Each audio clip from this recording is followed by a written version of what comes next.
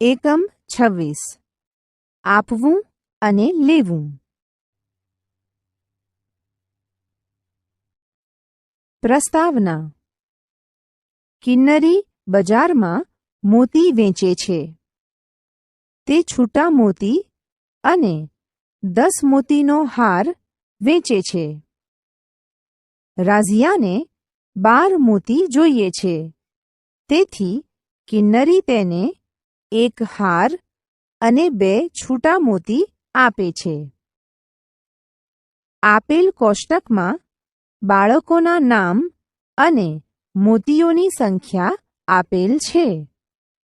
આ બાળકો કેટલા હાર અને કેટલા છૂટા મોતી લે છે તે આપણે શોધીએ. રીમાને 17 મોતી લેવાના છે.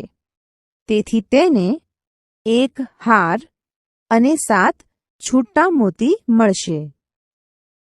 આરીફને 24 મોતી લેવાના છે. તેથી તેને 2 હાર અને 4 છૂટા મોતી મળશે. સોનુને 35 મોતી લેવાના છે. તેથી તેને 3 હાર અને 5 છૂટા મોતી મળશે. સિમરને 31 મોતી લેવાના છે. તેથી તેને 3 હાર અને 1 છૂટો મોતી મળશે. રીમા અને રાઝિયાએ ભેગા મળીને કેટલા મોતી લીધા? રાઝિયા પાસે 1 હાર અને 2 છૂટા મોતી છે અને રીમા પાસે 1 હાર અને 7 છૂટા મોતી છે. બરાબર. આપણે તેને આ મુજબ લખીશું. પહેલા આપણે છૂટા મોતી ભેગા કરીએ અને ગણીએ. 9 છૂટા મોતી છે. તેથી આ ખાનામાં આપણે 9 લખીશું. હવે બધા હાર ભેગા કરી ગણીશું. 2 હાર છે. તેથી આપણે આ ખાનામાં 2 લખીશું. આમ આપણને તેનો જવાબ મળી ગયો. રાઝિયા અને રીમા પાસે 2 હાર અને 9 છૂટા મોતી છે. 2 હાર અને 9 છૂટા મોતી એટલે થશે 29. આમ રાઝિયા અને રીમા પાસે કુલ 29 મોતી છે, જે સાચો જવાબ છે.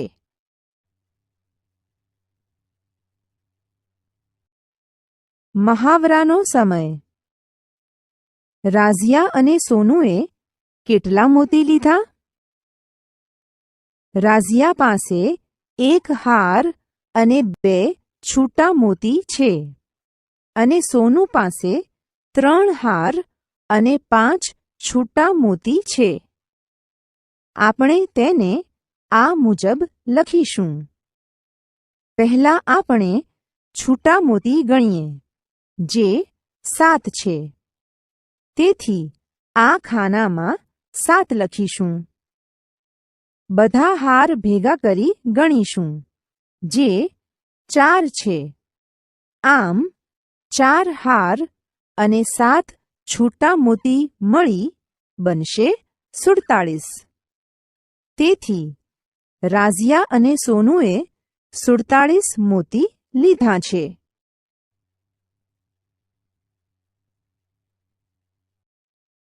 એક વધારાનો હાર. રીમા અને આરીફે કેટલા મોતી લીધા છે? રીમા પાસે 1 હાર અને 7 છૂટા મોતી છે. આરીફ પાસે 2 હાર અને 4 છૂટા મોતી છે. આપણે તેને આ મુજબ લખીશું. પહેલા આપણે બધા છૂટા મોતી જ ગણીશું, જે 11 છે. 11 છૂટા મોતી એટલે 10 છૂટા મોતી વત્તા 1 છૂટો મોતી. 10 છૂટા મોતી એક હાર બનાવે છે. તેથી એક હાર વધુ ઉમેરીશું. વધારાનો એક હાર યાદ રાખવા આપણે આ રીતે ઉપરની બાજુ એક નાનો 1 લખીશું. હવે એક મોતી બાકી રહેશે. તેને મોતીના ખાનામાં આ રીતે લખીશું. હવે આપણે હાર ગણીશું, જે 4 છે. તેથી હારના ખાનામાં 4 લખીશું. રીમા અને આરિફ પાસે બધા થઈને 4 હાર અને 1 મોતી છે. આમ રીમા અને આરિફ પાસે કુલ 41 મોતી છે. આને આપણે બીજી રીતે ખૂબ ઝડપથી કરી શકીએ. જો આરિફ 3 મોતી રીમાને આપી દે તો રીમા પાસે 20 થાય, જ્યારે આરિફ પાસે 21 થાય. તેથી 20 વત્તા 21 બરાબર 41 થાય. લખીને અને લખ્યા વગર પણ ઉમેરો. અહીં આપેલ મહાવરામાં કુલ કેટલા મોતી છે તે શોધીએ. 7 અને 5નો સરવાળો કરતાં 12 મળે. 12 એટલે 1 હાર અને 2 છૂટા મોતી. એક હારને હારના ખાનામાં આ રીતે લખીશું અને 2 મોતીને મોતીના ખાનામાં આ રીતે લખીશું. હવે હારનો સરવાળો કરતાં 5 મળે. આમ 5 હાર અને 2 મોતી એટલે કુલ 52 મોતી થશે. બીજી રીત. જો રીમા સોનુને 5 મોતી આપે તો સોનુ પાસે 40 મોતી થશે અને રીમા પાસે 12 થશે. તેથી 40 વત્તા 12 બરાબર 52 થાય.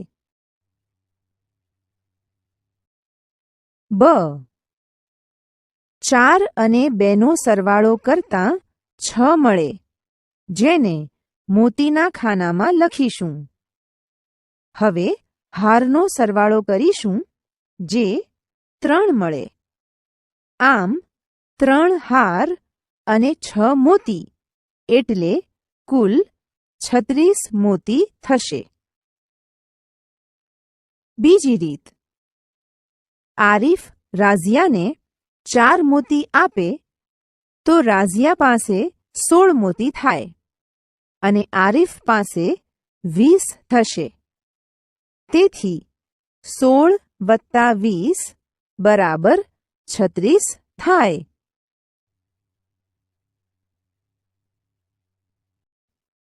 કેટલા વધારે મોતી છે? સોનુ પાસે આરિફ કરતાં કેટલા વધુ મોતી છે? મોતીના ખાનામાં 5 મોતીમાંથી 4 મોતી બાદ કરતાં 1 મોતી મળે. આ જ રીતે 3 હારમાંથી 2 હાર લેતા 1 હાર બાકી રહે.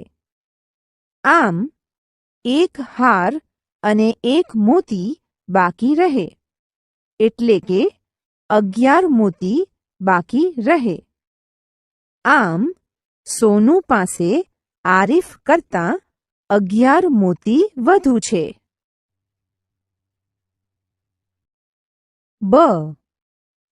આરિફ પાસે રાઝિયા કરતાં કેટલા વધુ મોતી છે? મોતીના ખાનામાં 4 મોતીમાંથી 2 મોતી બાદ કરતાં 2 મોતી મળે. આ જ રીતે 2 હારમાંથી 1 હાર બાદ કરતાં 1 હાર મળે. આમ 1 હાર અને 2 મોતી બાકી રહે, એટલે કે 12 મોતી બાકી રહે. આમ આરિફ પાસે રાઝિયા કરતાં 12 વધુ મોતી છે. ક. સીમર પાસે રીમા કરતાં કેટલા વધુ મોતી છે? સીમર પાસે 31 મોતી છે અને રીમા પાસે 17, જેને આપણે આ રીતે લખીશું. 1 મોતીમાંથી 7 મોતી બાદ ન થાય, તેથી સીમરના એક હારને છૂટો કરીશું. તેથી સીમર પાસે 2 હાર અને 1 હારના 10 છૂટા મોતી વત્તા 1 મોતી એટલે 11 મોતી થાય. આપણે એક હારને છૂટો કર્યો, તેથી હારના ખાનામાં 3 પર છેકો મારીશું અને તેની પર આ રીતે 2 લખીશું. અને મોતીના ખાનામાં પણ યાદ રાખવા માટે 1 આ રીતે લખીશું, કારણ કે હવે 11 મોતી છે. હવે સરળ થઈ ગયું ને? 11 માંથી 7 બાદ કરતા 4 મળે, જેને આપણે મોતીના ખાનામાં લખીશું. હવે 2 હારમાંથી 1 હાર લો તો કેટલા હાર બાકી રહે? 1. સરસ. સીમર પાસે રીમા કરતાં 1 હાર અને 4 મોતી વધુ છે, એટલે કે સીમર પાસે રીમા કરતાં 14 મોતી વધુ છે.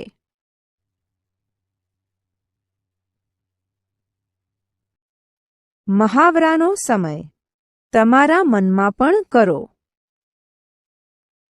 તનિષા પાસે 17 પેન્સિલ છે. સિયા પાસે 25 પેન્સિલ છે. બધી મળીને કુલ કેટલી પેન્સિલ છે? પહેલી રીત. 7 અને 5નો સરવાળો કરતાં 12 મળે. 12 માંના 2 ને 7 અને 5ની નીચે આ રીતે લખીશું. 1 ને 1ની ઉપર આ રીતે લખીશું. 1, 1 અને 2નો સરવાળો કરતાં 4 મળે. આમ બધી મળીને કુલ 42 પેન્સિલો છે. બીજી રીત.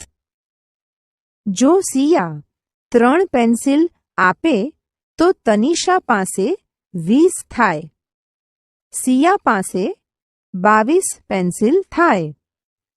20 વત્તા 22નો સરવાળો 42 થાય. દલજીત પાસે 35 લખોટી છે. અરવિંદ પાસે 25 લખોટી છે. તેમની પાસે કુલ કેટલી લખોટી થાય? પહેલી રીત. 5 અને 5નો સરવાળો 10 થાય. 10 માંના 0 ને 5 અને 5ની નીચે મૂકીશું અને 1 ને 3ની ઉપર આ રીતે લખીશું. 1, 3 અને 2નો સરવાળો કરતાં 6 મળે. આમ દલજીત અને અરવિંદ પાસે કુલ 60 લખોટી હશે. બીજી રીત. દલજીત 5 લખોટી અરવિંદને આપે તો અરવિંદ પાસે 30 થાય અને દલજીત પાસે પણ 30 લખોટી થાય. 30 વત્તા 30નો સરવાળો 60 થાય. નિશા પાસે 32 બંગડી છે. સુખી પાસે 16 બંગડી છે. તો નિશા પાસે કેટલી વધારે બંગડી છે? 2 માંથી 6 બાદ ન થાય, તેથી આપણે 3ની જગ્યાએ 2 લખીશું અને 2 એ હવે 12 થશે. 12 માંથી 6 બાદ કરતાં 6 મળે અને 2માંથી 1 બાદ કરતાં 1 મળે. એટલે કે નિશા પાસે સુખી કરતાં 16 બંગડી વધુ હશે.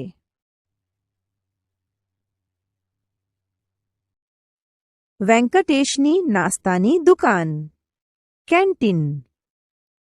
વેંકટેશની નાસ્તાની દુકાનમાં ગરમા ગરમ નાસ્તો મળે છે, જે ખાવા ઘણા બધા ગ્રાહકો આવે છે અને જુદા જુદા નાસ્તા કરે છે. આવેલા ગ્રાહકો જે નાસ્તો કરે છે તેના બિલ અહીં આપેલ છે. આપણે બિલ બનાવવા વેંકટેશને મદદ કરીશું. પહેલા આપણે ઢોસા અને ઉત્તપમના કુલ કેટલા રૂપિયા થાય તે શોધીશું. 3 અને 8નો સરવાળો કરતાં 11 મળે. 11માંના 1ને 3 અને 8ની નીચે મૂકીશું, જ્યારે 1ને આ રીતે 2ની ઉપર લખીશું. હવે 1, 2 અને 2નો સરવાળો કરતાં 5 મળે. આમ ઢોસા અને ઉત્તપમનું બિલ 51 રૂપિયા થાય.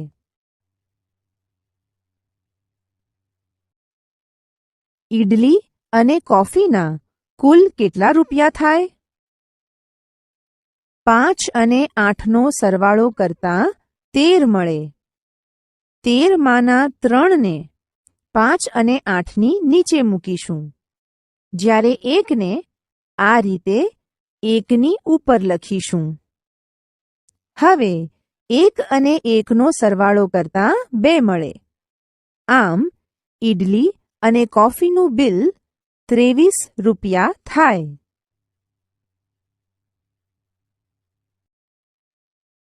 દહીંવડા અને પુલાવના કુલ કેટલા રૂપિયા થાય?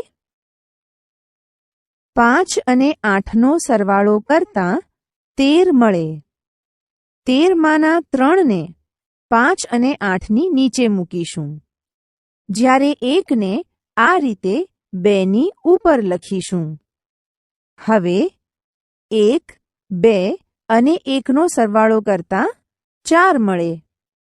આમ દહીંવડા અને પુલાવના કુલ 43 રૂપિયા થાય.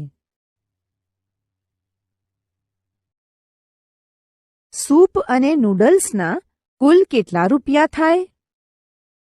7 અને 5નો સરવાળો કરતાં 12 મળે. 12માંના 2ને 7 અને 5ની નીચે મૂકીશું, જ્યારે 1ને આ રીતે 2ની ઉપર લખીશું. હવે 1, 2 અને 1નો સરવાળો કરતાં 4 મળે.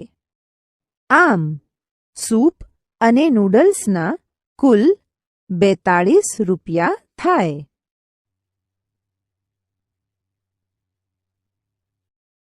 મહાવરાનો સમય. શેખર પાસે 32 રૂપિયા છે. તેણે 17 રૂપિયાનો દડો ખરીદ્યો. હવે તેની પાસે કેટલા રૂપિયા વધ્યા? આ શોધવાનો સરળ રસ્તો છે. જો આપણે 32માંથી 2 સિક્કા લઈ લઈએ અને 17માંથી 2 સિક્કા લઈ લઈએ તો આપણી પાસે 30 ઓછા 15 વધે અને 30માંથી 15 બાદ કરતાં 15 મળે. બીજી રીત. 2માંથી 7 ન જાય, તેથી 3 10ની નોટમાંથી 1 10ની નોટના 10 છૂટા સિક્કા કરીશું. તેથી 2ની જગ્યાએ 12 થશે અને 3 નોટની જગ્યાએ 2 નોટ થશે. હવે 12માંથી 7 બાદ કરતાં 5 મળે અને 2માંથી 1 બાદ કરતાં 1 મળે. આમ શેખર પાસે 15 રૂપિયા વધ્યા હશે.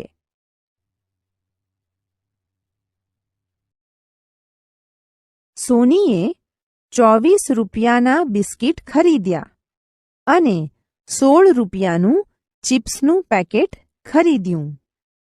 તેણે કેટલા રૂપિયા આપવા પડશે?